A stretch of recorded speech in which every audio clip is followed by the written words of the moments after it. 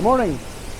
Today I'm down at Panther Creek Falls, and I've been here a few times before.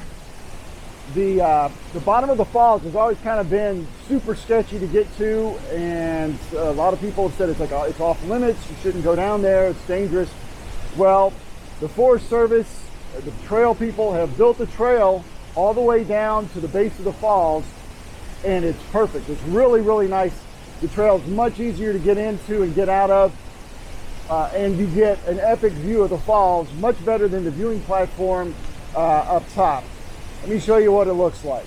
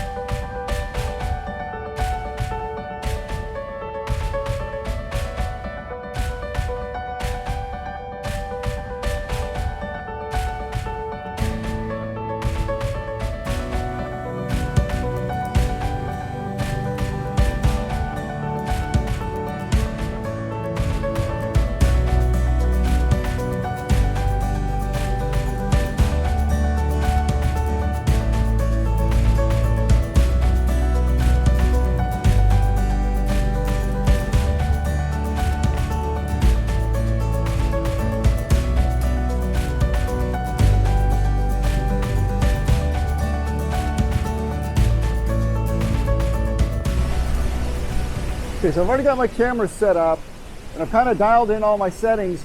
This is the only viewpoint. You're not allowed to go over it.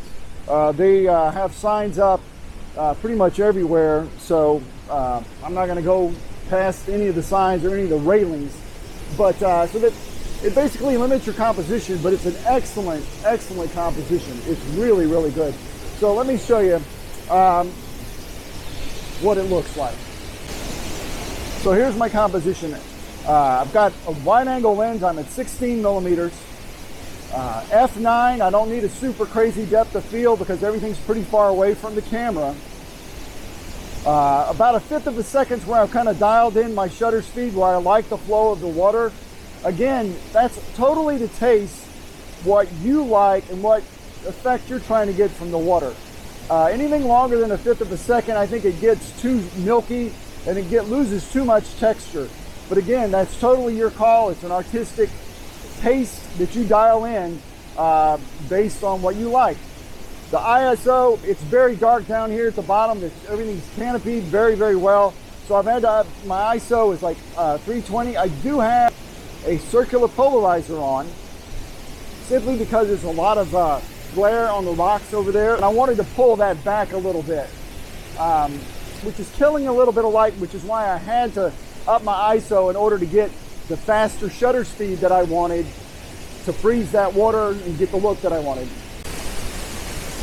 All right, I made a couple of changes to my settings as I kind of dial things in a little bit better. I'm trying not to overblow the highlights because it's really easy. The water's really white, but there's a lot of deep shadows around. So again, I'm not just relying on the back of the camera's monitor to know what it looks like. I'm looking at my histogram to make sure that I'm not blocking up my shadows totally and I'm not blowing out any highlights. That's the secret to make sure you get a proper exposure. And then, like I say, you get your shutter speed where you want. In my case, around an eighth of a second is what I like. And then I have to tweak the other settings, making sure I got enough depth of field to get everything sharp from front to back, and then dial that ISO in to make sure I get an exposure that doesn't blow my highlights or totally block up my shadows. So let me show you what the histogram looks like on the back of the camera. Okay, now all I did was take my ISO from 200 to 250, just a third of a stop. And if you look over here on my histogram, you'll notice that it's moved away just a little bit. Hopefully that's in focus. It's moved away just a little bit from the left. Now, knowing that, I know that in post, I'm going to be able to bring those shadows up just a little bit so that it's not black. And I've only got a little bit of highlights at the top of those falls. And if you look at my histogram again, there's nothing all the way up on the right-hand side. So I am very confident that I've got a really good exposure in this one shot. It's got the right shutter speed. It's got plenty of depth of field that I'm going to triple check before I go. And if so, I've got a keeper shot right here. Okay, so that's it for this location, Panther Creek Falls, just outside of Carson, Washington. Not hard to get to at all. Fantastic waterfall. Definitely need to come. I'm going to try to come back. If we get any snow this year, we've had very, very little, and it hasn't lasted very long. But if snow comes back, I'm going to be back here, and I think this would be epic with a little bit of ice and snow around it. So fingers crossed, I'll be able to come back this winter and get some new shots. So here is my straight out of camera raw file from Panther Creek Falls. It's a virtual copy. I've already edited this shot, but I wanted to share some things with you. Talk about the histogram a little bit. Notice here in Lightroom, I've got these two triangles, these little pyramids, arrow pointers up here in the histogram. And if I click on each one, this basically will turn on my shadow alert, my clipping for shadow detail. And notice it's blue. And if I turn on my highlight clipping, my highlight alerts, nothing turns red in my highlights. So I know my highlights are good. Shadows are a little dark. I can also use the shortcut key, J, to toggle these on and off. So as I edit this, the first thing I would want to do is I would want to go into lens corrections, and I would want to remove any chromatic aberration and enable my profile corrections, which is it'll know what lens I use, and it's going to provide fix any distortion that might have happened. And this was a pretty wide angle shot, 16 millimeter, and you'll notice that when I turn this on and off, you'll notice that it does make a difference. Okay, so that's the first thing you want to do. I've got this set up so that it automatically does it when I import my photos, because this is something that I want done to every single shot that I do. The next thing is go back into the basic panel, and we're going to start some basic processing. I'm not going to go into every single thing I did on this shot. I basically want to talk about the histogram and watch how this moves. I'm going to open my shadows up just a little bit, and as I do, you'll watch the blue down here in the lower right will disappear. Obviously, my photo is going to get a little lighter, and the thing is, you'll watch my histogram move to the right. So you see that up at the very top, it's moving away from the right. As it moves away, that means that I don't have as much or anything that's clipping, and you'll notice it very, very little blue in it. You can actually see the detail in the foreground here, which is really nice. So I'm at 100, I really can't go any further. So what I'm going to do is I'm going to just increase the exposure just a little bit. As I bring this up, again, you'll notice the histogram starts moving to the right. If I go too far, you'll notice that my highlight alert starts blinking at me, and this is obviously way, way, way overexposed. So I'm going to bump it back, keep on going back.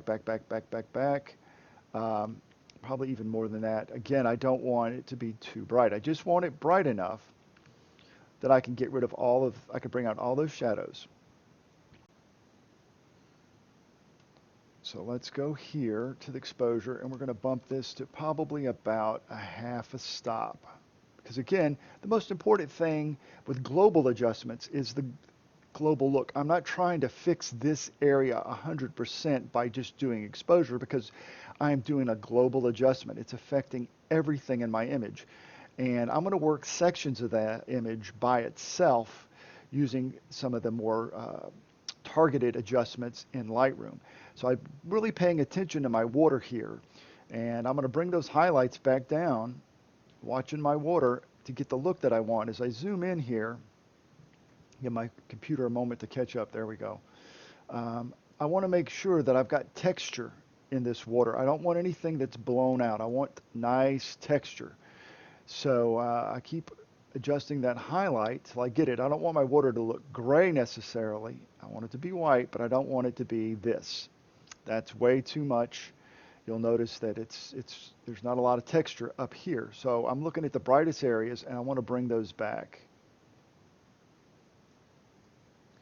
And I'm liking that right there. Pretty good. Okay. So I'm not going to go through my entire edit, but I will show you my final version after I've done some dodging and burning and finish my edit pretty much. And this is what it looks like. Okay, so this is where I was. This is the shot that I was just showing you and working on, and there's my final. Well, that about wraps up Panther Creek Falls. If you have any comments, please leave them down below, and if you like the video, give me a thumbs up and consider subscribing to my channel. Thanks, and we'll see you next time.